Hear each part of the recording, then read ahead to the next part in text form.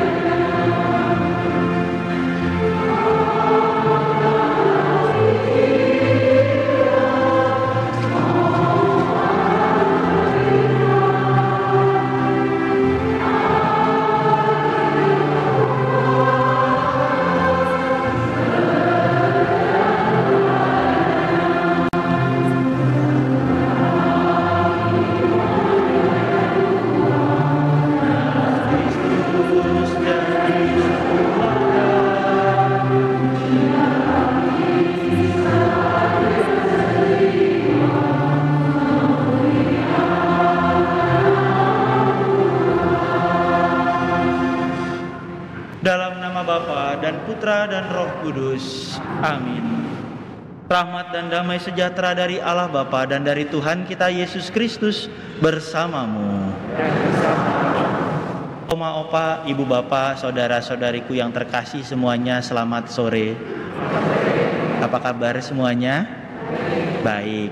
Kita mau bersyukur atas penyertaan Tuhan yang selalu menyempurnakan hidup kita. Pun di saat-saat kita khawatir, di saat-saat kita mengalami kegelisahan, mari kita belajar dan menimba inspirasi dari bacaan-bacaan yang akan kita dengar pada kesempatan sore hari ini. Maka mari mengawali perayaan syukur kita pada kesempatan ini dengan terlebih dahulu merendahkan hati kita, mohon ampun atas segala dosa dan kelemahan kita. Opa, oma, ibu bapak dan saudari-saudaraku yang terkasih, pernahkah dalam hidup kita sehari-hari, saya tidak tahu punya pengalaman atau tidak, suatu ketika mungkin ada yang pernah, ada yang tidak. Ketika kita sedang pergi suatu tempat makan atau naik angkutan umum pada waktu itu, tiba-tiba ada orang yang membelikan atau membayari kita ongkos. Ada yang pernah? Ya, tiba-tiba kita lagi makan, entah teman kita, entah orang yang mengenal kita di tempat yang sama tetapi berbeda dengan kita, lalu ketika kita mau membayar, sudah dibayarin. Pernah? Ya. Saya juga pernah ya. Romo Danto mungkin lebih sering. Suatu ketika jam ambulatio di Seminari Wacana Bakti, saya pergi bersama dengan beberapa teman ke Blok M Square waktu itu. Karena naik angkutan hanya sekali, Metro Mini 77, lalu sampai di Blok M, lalu tinggal jalan. Kami berempat naik Metro Mini itu, duduk dengan santai, cekakak-cekiki, ketawa, segala macam. Ketika mau turun, kok keneknya itu nggak nagih kami, gitu ya. Ada yang salah nih, gitu kan. Keneknya kok nggak minta ongkos kepada kami. Lalu kami inisiatif, wah, Mas, kami belum bayar dari tadi. Wah, tenang dek, sudah ada yang bayarin. Siapa yang bayarin nggak tahu. Turunnya bareng sama kami atau duluan, tidak ada yang tahu. Benar Mas, udah dibayarin. Benar, sudah. Lalu kami turun. Untung keneknya baik ya. Kalau keneknya nggak baik, bayar double ya. Ibu dan bapak, saudari-saudara pasti pernah mengalami itu. Mungkin tidak pasti, tetapi beberapa dari kita mengalami hal yang sama. Ketika saya merenungkan bacaan-bacaan hari ini, terutama bacaan Injil yang baru saja kita dengarkan, pengalaman seperti itu yang rasanya nampak di dalam iman ketika saya merenungkan. Yesus hadir di pesta perkawinan di Kana, lalu melihat situasi bahwa anggur hampir habis. Tetapi Yesus tidak langsung berinisiatif. Berbeda dengan kisah-kisah setelahnya, Yesus berinisiatif. Ada yang datang minta tolong langsung, ya, langsung ditolong. Bahkan kadangkala Yesus menghampiri orang-orang yang berdosa. Pada pesta perkawinan di Kana situasinya berbeda. Kalau nanti di rumah dibaca kembali, dinamikanya tidak seperti itu. Ya. Pengantin sudah mulai bingung, kepala pelayan sudah mulai panik. Ya. Lalu baru di situ Yesus hadir. Yesus tidak langsung berbicara kepada sang mempelai, tetapi Yesus berbicara kepada pelayan-pelayan yang ada di sana. Lalu mulai mengisi tempayan, mengubahnya menjadi anggur. Yang menarik bagi saya, Yesus tidak intervensi secara langsung terhadap situasi perkawinan di Kana yang hampir kehabisan anggur. Tetapi bukan berarti Yesus tidak memperhatikan. Bukan berarti Yesus menutup hatinya untuk kita, terutama untuk orang-orang yang ada di pesta itu. Sekalipun tidak ada intervensi langsung, tetapi Yesus dengan orang-orang yang ada di situ telah membuat suatu mukjizat. Andai kata sang pelayan tidak mau menuangkan air ke dalam tempayan, apakah akan terjadi mukjizat? Mungkin tidak, ceritanya akan lain. Tetapi itulah, bahwa bukan berarti di dalam hidup kita ketika kita mengalami masalah dalam perkawinan, masalah-masalah pribadi, lalu berdoa Tuhan tidak langsung menjawab. Mungkin Tuhan tidak intervensi langsung terhadap hidup kita. Tetapi ada orang-orang yang dipakai oleh Tuhan untuk menguatkan, untuk meneguhkan, untuk menemani, untuk melengkapi.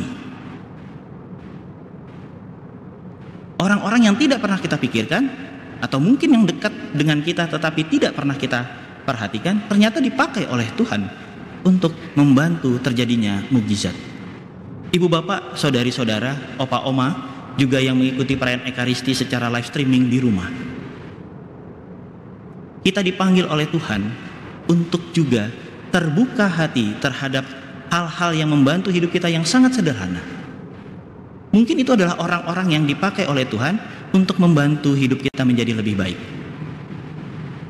Keegoan kita adalah inginnya langsung, semua beres, praktis, selesai. Tetapi mungkin cara Tuhan seperti dalam bacaan Injil hari ini, yaitu menggunakan orang-orang yang ada di sekitar, yang menjadi pelayan-pelayan dan menjadi penyelamat bagi pesta perkawinan di Kana, yang menyelamatkan hidup kita. Mari kita buka hati kita, biar roh Allah bekerja di dalam hidup kita. Banyak orang yang datang dan dekat dengan kita ternyata boleh menjadi perantara Tuhan, dan kita mensyukuri kebersamaan bersama dengan orang-orang itu.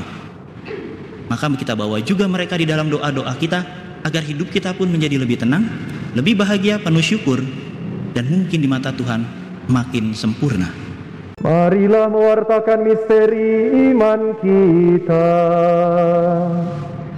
Setiap kali kami makan roti ini dan minum dari piala ini, wafat-Mu Tuhan kami wartakan hingga Engkau datang. Sebelum dimohonkan berkat, kami bertiga secara khusus hari ini merayakan Ekaristi bersama, secara khusus untuk melepas kepergian Romo Rossi.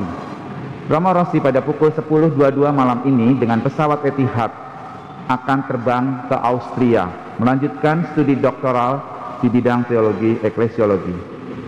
Karena itu Romo Rossi, terima kasih atas pelayanannya selama berada di Paroki Bojong Indah ini. Ini perayaan Ekaristi bersama dengan umat, khususnya umat lansia. Kami mendoakan semoga Romo Rossi bisa selesai dalam studi dan bisa segera kembali untuk bekerja di Keuskupan Agung Jakarta. hadir bersama kita di sini secara khusus ibu dan bapak dari orang tua Rosi. Boleh berdiri? Ya. Oke, silahkan duduk. Ayah dan ibu akan ikut mengantar. Dan kita berharap semoga semuanya segera diberi kelancaran oleh Tuhan dalam studi dan sebagainya. Mungkin sebelum Romo Rosi pamitan dengan umat, khususnya umat lansia di sini, Romo Rosi bisa memberikan dua patah kata sebelum meninggalkan tanah air. Silakan Romo Rosi. Romo Danto, Romo Bondi, terima kasih. Saya dijebak hari ini, sore ini ya.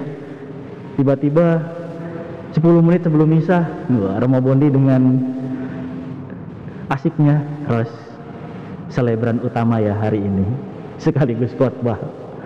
Waduh, saya dijebak ya, 10 menit sebelum misa. Wah, untung sudah saya siapkan. Ibu bapak, saudari-saudara, opa dan oma, secara khusus karena harusnya saya pamitan minggu lalu ya, juga di misa bersama opa dan oma di misa lansia, tapi karena minggu lalu saya dipanggil oleh Bapak Uskup pada saat pembukaan Ardas, maka tidak sempat pamit. Beruntungnya pada sore ini saya masih punya kesempatan untuk mempersembahkan misa bersama dengan opa dan oma sekalian, para lansia di paroki Santo Thomas Rasul, juga lansia dari Pasar Minggu ya. Mama sama papa saya juga udah lansia ya. Nah itu. Jadi terima kasih untuk kesempatannya. Saya boleh berdinamika, boleh mengenal dengan opa oma semuanya di paroki ini. Terima kasih Romo Danto dan Romo Bondi yang boleh menjadi teman seperjalanan selama beberapa bulan belakangan ini, membangun semangat komunitas dan menjadi kekuatan juga bagi saya untuk mempersiapkan studi saya. Seperti yang sudah disampaikan oleh Romo Danto, setelah ini saya akan berangkat untuk penerbangan ke Austria, Innsbruck, Austria. Pesawatnya Etihad pukul 22.50. Mohon doanya ibu bapak dan saudari-saudara, jangan doakan saya supaya saya lulus ya. Doakan saya supaya saya tekun, setia dan taat. Karena tanpa itu saya tidak bisa lulus. Nah, jangan doain lulus, mau kapan mau lulus? Ah, itu bikin saya stres, ibu. Gitu ya. Romo tetap tekun, tetap setia, tetap taat. Nah, itu yang menguatkan saya, dan puji Tuhan semoga Tuhan melengkapinya, bisa selesai, syukur-syukur bisa lebih cepat ya. Akhirnya boleh kembali ke Jakarta membantu pelayanan di Kuskupan Agung Jakarta. Saya mohon pamit, sampai jumpa di lain waktu, sampai jumpa di pelayanan-pelayanan yang lain. Tetap jaga kesehatan, Tuhan selalu memberkati.